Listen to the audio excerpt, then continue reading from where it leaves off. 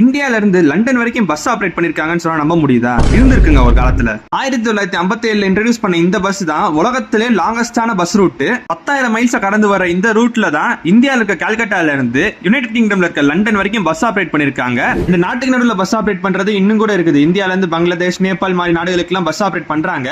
ஆனா இவ்வளவு தூரத்துக்கு ஆபரேட் பண்ணது அந்த காலத்துல, அதுவும் 2 நாடுகள் மட்டும் இல்ல, 2 கண்டங்களையே கனெக்ட் பண்ணிருக்குது. யூரோப், ஏசியா ரெண்டையும் கனெக்ட் பண்ணிருக்கு. லண்டன்ல இருந்து கிளம்பி கல்கட்டாக்கு வந்து சேர்றதுக்கு இவங்களுக்கு 50 நாள் ஆகுமா இந்த பஸ்ல டிராவல் பண்றது.